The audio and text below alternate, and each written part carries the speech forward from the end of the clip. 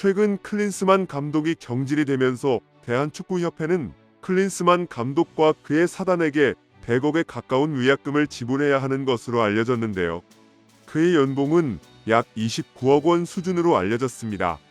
대한축구협회는 그와 2026 북중미 월드컵까지 계약을 맺었던 만큼 남은 기간 자녀 연봉도 모두 책임져야 한다고 알려져 있었습니다.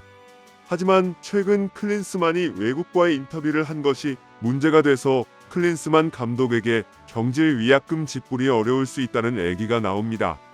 경질된 클린스만 감독이 외국의 언론과 인터뷰를 통해 대한민국 대표팀의 감독이 된 이유가 자신의 농담으로부터 시작되었다고 밝혀 화제가 됐는데요.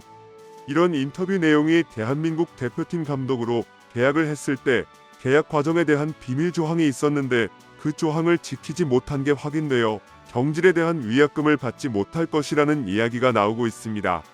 클린스만 감독은 지난 16일 한국 대표팀에서 경질됐는데요. 그는 지난해 3월 지휘봉을 잡았지만 부진을 거듭했고 2023 아시아 축구연맹 카타르 아시안컵에서도 졸전 끝에 4강 탈락했습니다. 여기에 선수단 내 불화까지 터지면서 여론의 비판이 최고조에 달했습니다.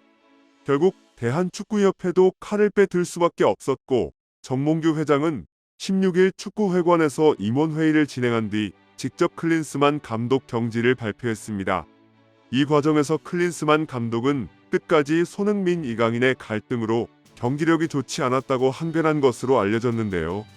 그는 경질을 통보받은 뒤 소셜미디어를 통해 모든 선수들과 코칭 스태프, 모든 한국 팬들에게 진심으로 감사드린다. 아시안컵 준결승에 진출하며 여러분이 보내준 성원에 감사드리며 지난 12개월 동안 13경기 연속 무패의 놀라운 여정을 함께해 감사하다라고 작별 인사를 남겼습니다. 이렇게 1년도 채우지 못하고 해고당한 클린스만 감독은 경질이 된 지 일주일도 되지 않아 그가 한국 축구와 인연을 맺게 된 건 정몽규 회장과 우연한 만남 때문이었다고 밝혔는데요. 클린스만 감독은 지난달 21일 독일 슈피겔과 심층 인터뷰에서 한국 사령탑으로 부임하게 된 배경을 설명했습니다. 그는 아들이 2017년 한국에서 열린 20세 이하 월드컵에 나서면서 정몽규 회장과 인연을 시작하게 됐다고 말하며 둘은 2022 카타르 월드컵 도중 경기장 VIP 구역에서 다시 만났다고 이야기를 시작했습니다. 당시 한국은 파울루 벤투 전 감독이 사임하면서 감독직이 공석인 상황이었다. 국제축구연맹 기술연구그룹 일원이었던 클린스만 감독은 정몽규 회장을 향해 감독을 찾고 있나? 라고 물으며 자신을 고용하러 말을 했다는데요. 그는 자신은 농담조로 한 말이었으나 정몽규 회장이 당황하면서 진지하게 받아들였다고 밝혔습니다. 둘은 다음날 카타르 도하의 한 호텔에서 만나 커피를 마셨고 클린스만 감독은 정몽규 회장에게 오래 알고 지낸 사이라 해본 말이니 관심이 있다면 연락해달라고 다시 한번 말했고 정몽규 회장이 몇 주 후 실제로 그에게 연락을 보내면서 선임 작업이 시작됐다고 합니다. 그렇게 한국 축구는 클린스만 감독에게 지휘봉을 맡기게 됐습니다. 클린스만 감독은 부임 이후로도 대한축구협회와 제대로 소통하지 않고 정몽규 회장하고만 이야기를 나눈 것으로 알려졌습니다. 그는 슈피겔과의 인터뷰를 통해 정몽규 회장과 현대과의 영향력을 강조하면서 문제가 생기면 정몽규 회장에게 직접 연락했다고 밝혔는데요. 이 부분에서 계약에 대한 비밀유지 조항을 어기게 되면서 대한축구협회에서는 클린스만 감독에게 경질 위약금을 지불하지 않아도 된다는 이야기가 나오고 있습니다. 그의 오른팔이었던 안드레아스 헤어초크 전 수석 코치 역시 정몽규 회장이 엄청난 힘을 보내줬다고 공개한 바 있습니다. 그는 오스트리아 크로넨 자이퉁에 쓴 글을 통해 정몽규 회장에 대한 정치적 압박이 컸다라며 그는 언제나 우리를 지지해줬지만 결국 굴복할 수밖에 없었다라고 말했습니다. 이런 헤어초크 수석 코치의 발언 또한 계약 조건과 접촉될 확률이 높은 가운데 경질 위약금이 어떻게 될지 귀추가 주목되고 있습니다.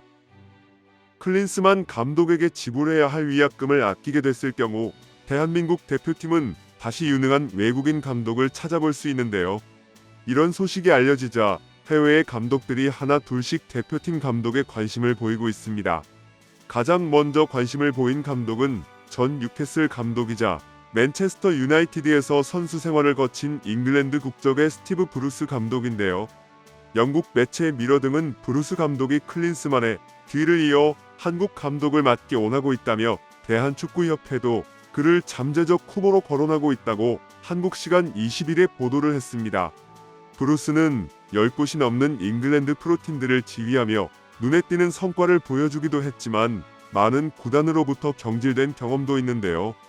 선수 시절 맨체스터 유나이티드의 대표 수비수였던 브루스 감독은 은퇴 직후인 1998년 셰필드 유나이티드 지휘봉을 잡으며 지도자 경력을 시작했습니다. 이후 감독으로 버밍엄 시티, 위건, 선덜랜드, 헐 시티, 에스턴 빌라, 뉴캐슬 등 프리미어리그 팀들을 지휘했습니다. 빅클럽으로 평가받는 구단보다는 챔피언십과 프리미어리그를 오고 가는 중하위권 팀들을 주로 맡았습니다. 선덜랜드 사령탑 시절에는 지동원을, 뉴캐슬에서는 기성용을 지도하는 등 한국 선수들과 인연을 맺기도 했습니다. 선덜랜드로 떠나기 전 위건 사령탑으로서 조원희를 프리미어리그로 데려온 인물이기도 합니다. 이런 모습을 봤을 때 한국에 대한 좋은 감정이 있는 것을 보입니다. 그러나 가장 마지막으로 맡은 팀인 웨스트 브로미치 엘비언에서는 크게 고전했습니다. 시즌 승격을 노리던 웨스트 브로미치 엘비언은 브루스 감독 부임 직후 1무4패로 고전하며 순위가 추락했고 결국 10위로 시즌을 마쳤습니다. 그 다음 시즌에도 브루스 감독 체제에서 웨스트 브로미치 엘비언은 표류했고 시즌 초반 22위까지 떨어지자 구단 수뇌부는 그를 경질했습니다. 이때 감독직을 내려놓은 이후 약 1년 3개월 동안 브루스는 무직 상태여서 만일 대한축구협회가 스티브 브루스 감독에게 감독직을 제안할 경우 즉시 부임을 할 수 있는 상황입니다. 다만 스티브 브루스에 대한 국내 여론은 그렇게 호의적이지 않은 것으로 보이는데요. 비록 프리미어리그 감독의 경험이 풍부하기는 하지만 대부분의 팀에서 성적 부진의 이유로 경질을 당한 것을 보면 클린스만 감독과 같이 선수 생활 때에 영광에 기대어 감독직을 유지하고 있는 모습이 보인다는 이야기들이 나오고 있습니다. 대한민국 축구 대표팀 감독직을 희망했다는 브루스는 현재 사우디아라비아 다수 클럽과도 이야기가 오가고 있는 것으로 파악됐는데요.